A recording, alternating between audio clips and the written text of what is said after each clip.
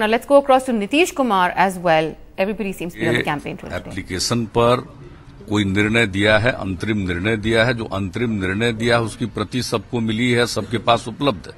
तो इसके बारे में पूरी विस्तृत जानकारी आपको वही दे पाएंगे। लेकिन तकनीकी पक्ष क्या है उसके बारे में जितनी लोग चर्चा कर लें, लेकिन राजनीतिक रूप से ये बात सही है कि आरजेडी में मतभेद है और आरजेडी में टूट जैसी कोई स्थिति उत्पन्न हुई है। इसमें राजनीतिक रूप से ये बात साफ दिखती है। तकनीकी पहलू क्या है और इसके बारे में बताएंगे। और जहां तक एक पॉलिटिकल पार्टी के नाते जेडीयू का प्रश्न है, जनता दल यू का प्रश्न है, अगर लोग आएंगे हम लोगों के पास तो हम उनका स्वागत करेंगे।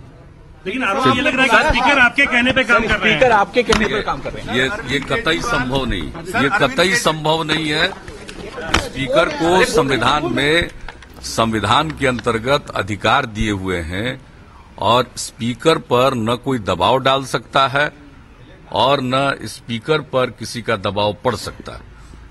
कुछ मामलों में निर्णय लेने के लिए स्पीकर ही एकमात्र अथॉरिटी है और इस मामले में स्पीकर ही एकमात्र अथॉरिटी है। कहने के लिए चाहे जितनी बातें लोग बोल दें उससे कोई मतलब नहीं। सर अरविंद ने भी कहा है कि मोदी की लहर है देश में। अरविंद केजरीवाल ने कहा है मोदी की लहर है, इसे नकारा नहीं जा सकता। मुझे तो कहीं नहीं दिखाई पड़ती। ये कहना है कि अब वो लाइन चेंज कर रहे हैं। वो कह रहे हैं कि भ्रष्टाचार से बड़ा जो देश का दुश्मन है और ज्यादा बड़ा खतरा है वो सांप्रदायिकता है। पहले भ्रष्टाचार को लेकर उनकी मुहिम चल रही थी, अब यू टर्न की तरह उन्होंने कुछ ले लिया है। तो क्या ये वही बताएंगे ना। सर लालू जी ने भी कहा है कि आप भी जो है चुनावी दंगल होता है तो आप दंगल हो जाते हैं, सीजनल सांप्रदायिक। लालू जी को कितनी बात पर प्रतिक्रिया व्यक्त करेंगे।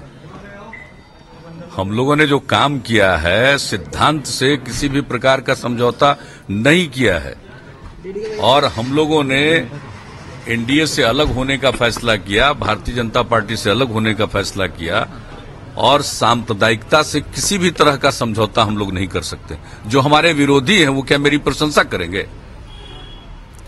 आप जो बार बार श्रीमान लालू प्रसाद जी का नाम लेते वो न देखें कि चले थे बड़ा भारी गठबंधन बनाने के लिए, वहां क्या टूट हो गई और क्या माहौल बन गया है। बिहार में सांप्रदायिक ताकतों के साथ सीधा मुकाबला जनता दल यू कर रही है। कांग्रेस की गोद में बैठे हैं लालू, कहीं नतीजा। चलिए आप